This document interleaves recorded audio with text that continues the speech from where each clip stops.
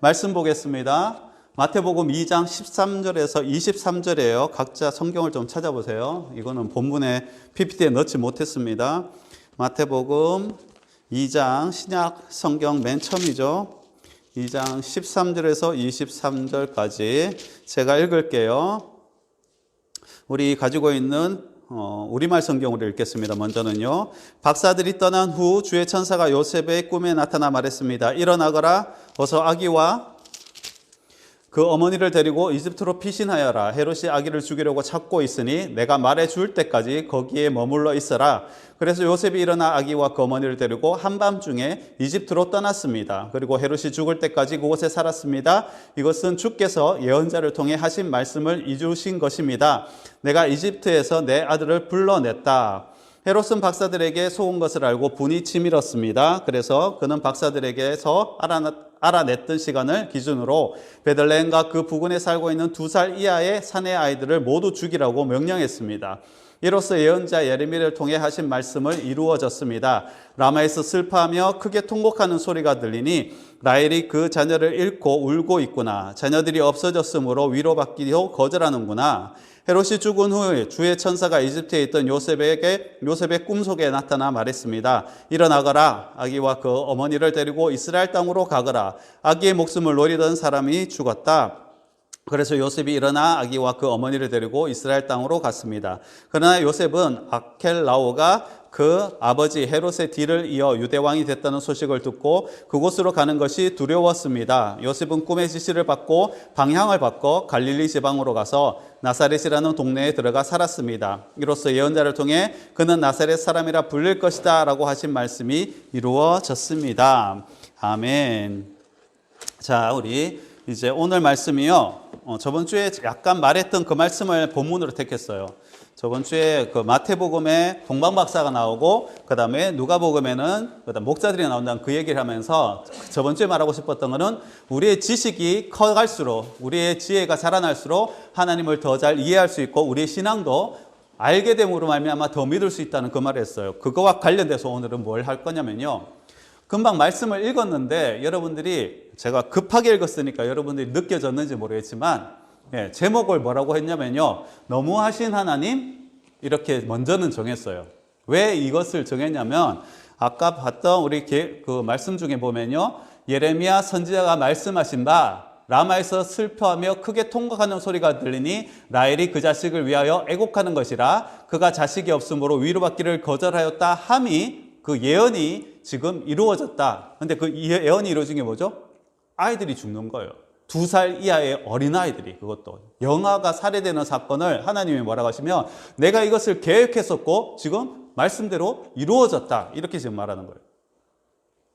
아니 하나님의 계획하시면 뭐 하나님이 계획하시는 거니까 우리가 어떻게 할 수는 없지만 그렇다고 아이를 죽여버리십니까? 그러고는 봐라 내가 예언했던 게 이루어지지 않냐? 이런 말씀을 하시면 이건 조금 인간으로서는 우리가 하나님을 편에 들고 싶을 때가 있어요. 그런데 우리가 아무리 봐도 나는 하나님은 아니고 인간인 거예요. 그런데 하나님과 인간이 조금 대척점에 서 있을 때가 있어요. 지금처럼 하나님이 하나님의 계획을 이루시겠다고 아이를 죽여버리셔요. 하나님 이거는 제가 읽을 때 조금 애매한데요. 아니 애매한 게 아니라 사실은 안 내키는데요. 하나님의 계획하심이 뭐길래 인간을 죽여버리시면서 내가 내 계획대로 이 예언의 말씀을 이루었다고 이렇게 어떻게 보면 뻔뻔스럽게 말씀하십니까? 라는 생각이 들 때가 있어요. 여러분들이 잘 알고 있는 해리포터에 나오는 볼드모트라는 그 나쁜 뭐라 그래야 될지 모르는데 마법사예요. 근데 이 역할을 한 사람이 누구냐면요. 요 위에 있는 랄프 파인즈라는 배우예요. 되게 잘생겼죠. 볼드모트는 그 역할에서 코를 쥐어버리고 이러니까 괴물처럼 나오지만 되게 멋있게 생긴 사람이에요. 근데 그 역할의 볼드모트는요, 사실 우리가 알고 있는 악당이죠. 가끔씩 하나님이 평상시에는 좀 좋아 보여요. 사랑이 많으시다고 하고, 멋있기도 하고, 좀 두렵긴 하지만. 그런데 어떨 때는, 오늘 같은 말씀 때는, 이거 하나님 왜 이러셔? 조금, 이 하나님은 좀, 이게 예측이 안 되는데, 두려운데, 이런 생각이 들 때가 있다는 거예요. 그런데 저번 주에 말했던 그 얘기를 이제 하고 싶은 거예요. 뭐냐면은, 힌트를 하나 줄게요. 하나님은 섣불리 그렇게 자신을 오해하도록 만드시지 않아요. 우리가 읽진 않았지만 이 내용은 사실 연결되어 있는 말씀이거든요. 마태복음 2장 1절부터 쭉 연결되는 말인데 마태복음 2장에는 무슨 이야기가 나오면 우리가 저번 주에 제가 얘기했던 동방박사 이야기가 나와요. 별들을 보고 동방박사가 와요. 동방박사가 와가지고 중간에 별들을 잃어버려요. 메시아가 유대인의 왕으로 나시니가 왔다고 했는데 그것을 찾아왔는데 지금 찾지 못하는 상황이 된 거예요. 아, 왕이니까 왕궁에서 태어났겠지. 그래가지고 왕궁으로 예루살렘으로 찾아가요. 헤롯한테 가가지고 우리가 메시아를 찾아왔습니다. 그가 어디 계십니까? 했을 때 여기 보면요. 제가 안 넣었네요. 헤롯과 그 다음에 온 이스라엘이 그게 어디냐면요. 2장 3절이에요. 헤롯 왕과 온 예루살렘이 듣고 소동한지라 이 말이 나와요. 근데 나중에 이제 헤롯이 소동하고 나서 하는 말이 여기 나오는 이 말이에요. 헤롯이 가만히 박사들을 불러서 별이 나타난 때를 자세히 묻고 베들레헴으로 보내며 이르되 가서 아기에 대하여 자세히 알아보고 찾거든 내게 고하여 나도 그에게 가서 경배하게 하라. 이 말을 하는데 동방박사들이 다시 별을 보고 찾아가서 예수님 만나죠. 황금과 유황과 모략을 바치고 그런데 꿈에 계시함을 받고 다른 길로 가요. 헤롯한테 알려주지 않고. 이게 힌트예요. 그래서 어떻게 되죠? 헤롯이 빡쳐서 말 그대로 저것들이 기껏 해봤자 천성학자들이 나를 속이고 가버렸어? 그런데 만나긴 만났나 보네? 그러면서 다 죽여버리는 거예요. 자, 이게 힌트인데 하나님께서 이걸 다 적어 놓으셨다는 거죠. 그러고 이제 우리가 알아봅시다. 저번 주에 봤던 그거예요. 우리의 지식이 하나님을 믿을 때 우리의 지식은 그 믿음에 더 많은 것을 알려주고 또 그래서 더 믿을 수 있기 때문에 그 말을 하고 싶었던 거예요. 자, 오늘 그래서 저번 주에 말했던 이 내용을 이 그림을 다시 한번 쓰려 합니다. 동방박사가 왔어요. 아까 말한 것처럼 온 예루살렘과 헤롯과 온 예루살렘에 소동이 일어나요. 제가 말씀을 이제 적었을 거예요. 그죠? 예. 헤롯 왕 때 예수께서 유대 베들레헴에서 나심에 동방으로부터 박사들이 예루살렘에 이르러 말하되 유대인의 왕 메시아라는 그 약속의 사람을 말하는 거거든요. 나시니가 어디 계시뇨? 우리가 동방에서 그의 별을 보고 그에게 경배하러 왔노라 하니 헤롯 왕과 온 예루살렘이 듣고 소동한지라. 왜요? 메시아가 나타났다는 걸 지금 동방박사들이 와서 그 예언이 이루어졌는데 우리가 별을 봤는데 어디 계십니까? 하니까 우리가 기다리던 그 메시아가 왔어? 근데 두 부류로 나눠요. 헤롯과 온 예루살렘이에요. 소동은 일어났어요. 그래서 헤롯이 물어요. 성경학자들에게 어디서 나겠느냐? 성경학자들은 잘 알고 있으니까 말하죠. 여기 보면은 어디 나오냐면요. 6절이거든요. 유대 땅 베들레헴아 여는 유대 고을 중에 가장 작지 아니하도다. 내게서 한 다스리는 자가 나와서 내 백성 이스라엘의 목자가 되리라 하셨습니다. 그것이 예언이 이루어진 것 같습니다. 자, 그랬을 때 아까 헤롯이 보내는 거예요. 나도 경배하기 위해서 좀 알려주라. 근데 참 희한한 거는요. 헤롯은 그런 소동 안에서 소동 다음에 반응이 나와요. 나한테도 좀 알려주세요. 근데 온 예루살렘은요. 그 후에 아무런 내용이 안 적혀 있어요. 좀 신기하지 않아요? 메시아가 나타났대요. 그런데 헤롯은 관심을 기울여요. 이 관심은 무엇일까? 여러분들도 한번 생각했으면 좋겠고 해봤으면 좋겠고 또 한 가지는 왜 메시아가 왔다는데 온 예루살렘은 아무런 반응을 하지 않고 있을까? 소동은 일어났는데 메시아라는 분이 베들레헴에서 태어난다는 답도 찾아냈는데 그들은 찾아가지 않아요. 왜 그럴까요? 이것도 설교로 다시 한번 이야기할 만한 건데 이유는 말해주지 않고 있어요. 그런데 그런 상황으로 지나가고 있는 거예요. 왜 그럴까? 판단해 볼 수 있어요. 여러분들이 가지고 있는 지식, 역사적 지식이죠. 그 당시가 어떤 나라가 다스리는 나라예요? 이스라엘이? 로마치아예요. 로마가 다스리는 때예요. 그래서 헤롯이라는 에돔 왕이에요. 에돔 나라 사람인데 로마가 임명해 준 거야. 이스라엘 땅 바로 옆에 있으니 너가 다스려라. 자, 이 상황에서 헤롯이 다스리고 있는데 이스라엘 초대 정통의 왕도 아니고 다윗의 후손도 아닌 헤롯이 다스리고 있는데 메시아가 태어났대요. 그럼 이건 뭐예요? 우리가 잘 알고 있는 반역이야. 그건 거야. 그럼 헤롯은요, 관심을 갈 수밖에 없어요. 자기 지금 위치가 위태로운 상황이 될 수 있는 상황이 벌어진 거예요. 그처럼 예언되어 왔던 하나님이 보낸다는 그 메시아가 났대. 그러면 지금 다스리는 사람이 겁이 안 날 수가 없죠. 그러니까 동방박사한테 묻는 거예요. 어디로 가는지 알려주고 만나면 나한테 좀 알려달라. 내가 가서 경배하려 그런다. 경배하려 그러는 건가요? 아니에요. 뒤에 나오는 거죠? 죽이려 하는 거예요. 헤롯은 그 사람 댐댐이처럼 그리고 우리가 알고 있는 잘 이해할 수 있는 그때 다스리는 사람이면 당연히 그렇게 행동하겠구나 싶은 대로 행동해요. 근데 궁금한 거는 이스라엘은 아무런 반응이 없다는 거예요. 왜 그럴까라는 거예요. 여러 가지 이유가 있을 거예요. 좀 찾아봤으면 좋겠어요. 근데 제가 찾은 거는 한 3가지쯤으로 먼저 찾아봤어요. 첫 번째는 지금 우리나라가 일제치하에 있는 상황과 같아요. 근데 3.1 운동이 일어나서 어떻게 됐어요? 유관순 누나, 그리고 33인의 민족 지도자들 어떻게 됐어요? 탄압받았어요. 죽었어요. 지금 로마라는 그때 모든 나라를 다스리고 있는 로마가 치하에 지금 그 치하에 있는데 메시아가 났다는 건요, 진짜 반역이 일어나는 거예요. 뭐예요? 피바람이 불 수 있다는 거예요. 두려움이 생겨요. 우리가 해방되는 거는 나도 좋아. 근데 지금 이 시대에 갑자기 그 사람이 나타나서 우리 보고 싸우라 그러면 난 죽으면 어떡하지? 피해 당하면 어떡하지? 이런 게 생길 수 있잖아요. 그죠? 두려움이 있었다고 봐요. 또 한 가지는 성경학자들이 베들레헴에서 난다고 알고 있어요. 아니, 하나님이 그렇게 예언을 했고 우리가 이렇게 성경을 잘 알고 우리가 하나님의 메시아를 기다리고 있는데 동방박사들에게 말해 주시겠어? 말해도 먼저 우리들, 하나님의 자녀라고 일컫는 유대인들, 이스라엘 사람들에게 하나님 먼저 말씀해 주시지 저 사람들한테 하나님께서 말씀하시겠어? 저 사람들은 그 예언은 알고 있지만 틀린 거야. 지금 오시지 않았어. 알았으면 우리가 먼저 알았지. 이런 교만함이 있을 수도 있어요. 그래서 아무런 반응을 나도 모르는데 쟤네들이 간다고 갈 필요도 없어. 피곤해 죽겠는데 우리가 거길 왜 가? 이렇게 생각했을 수도 있어요. 또 한 가지는요, 죄악 때문에 그럴 수도 있는 거예요. 그 당시에 제사장들이 있었어요. 바리새인들도 사두개인도 있었어요. 근데 그들은 뭐예요? 로마 치하에서 그 권력에 빌붙었던 사람들이에요. 그래서 권력을 취했고 욕심대로 살았고 제사도 제멋대로 하면서 자기 이익만 추구하던 사람이에요. 사실 세리 마태와 다를 바 없는 사람들이었을 수도 있어요.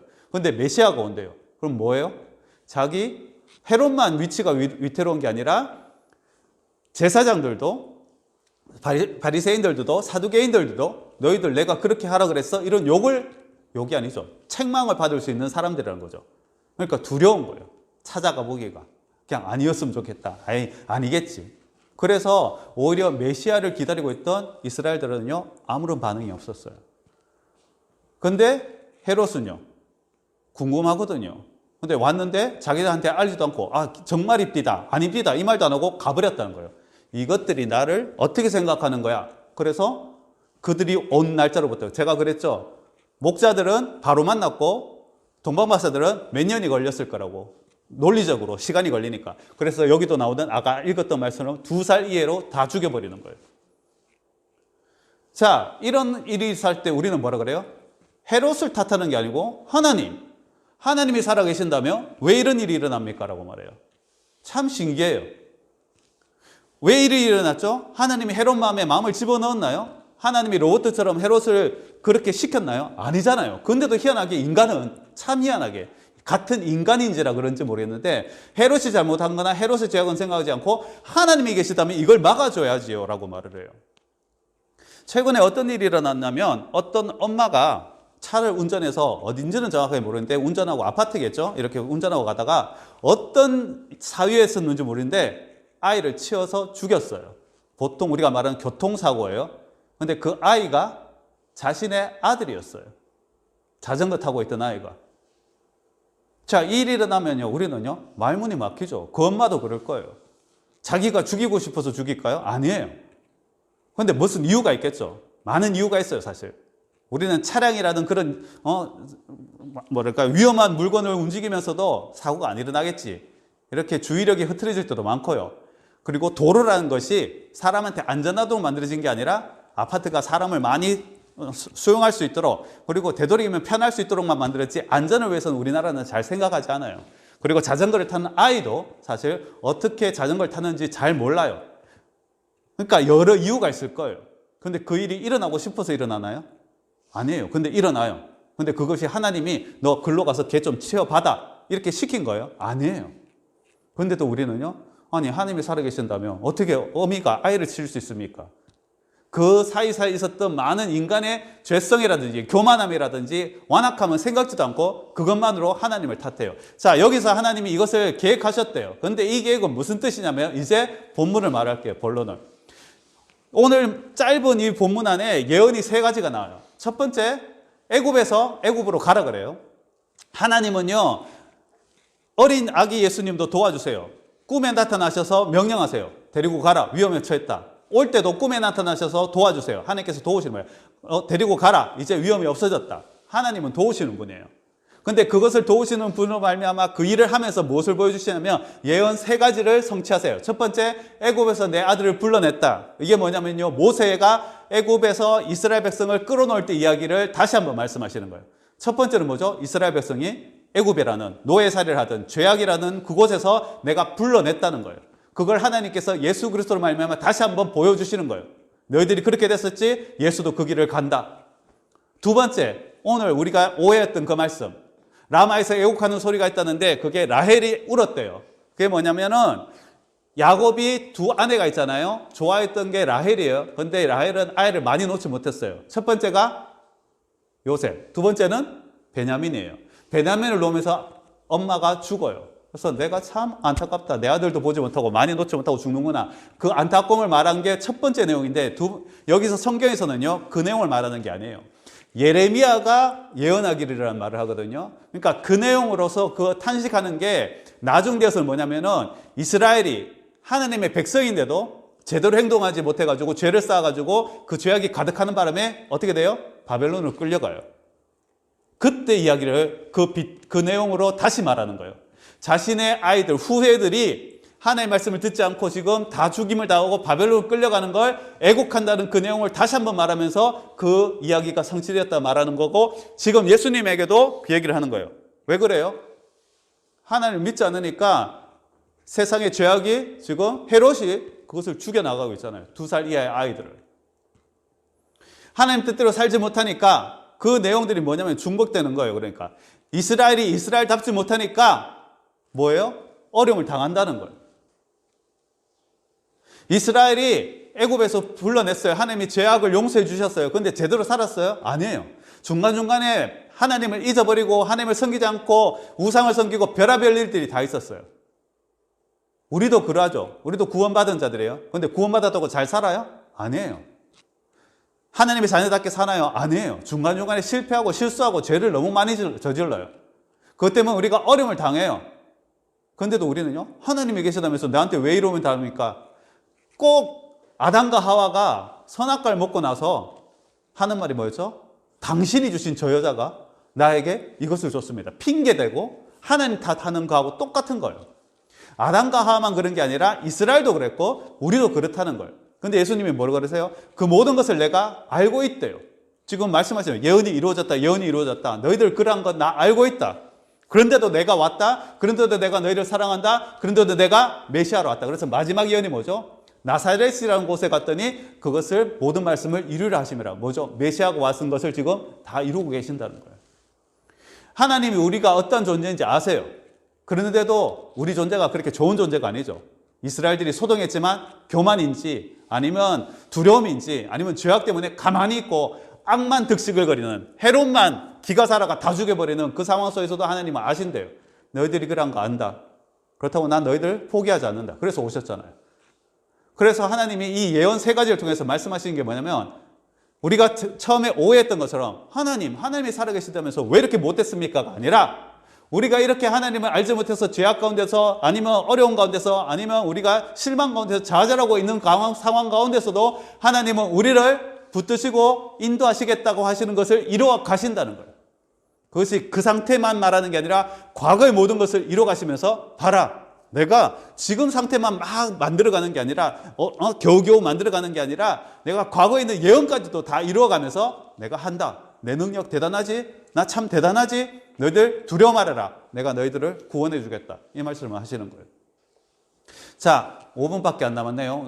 오늘은 10분 전에 시작해서 말씀을 맺겠습니다. 여러분 지금 상황이 어떻다고 생각해요? 코로나 때문에 학교도 못 가. 그렇다고 또 뭐 놀라고도 안 해. 시험은 쳐. 그러면서 여러분들도 시험 공부는 별로 안 해요. 보면은 화상통화 켜놓고는 오버워치 하고 있고 신문에도 나요. 그거 모를 것 같죠.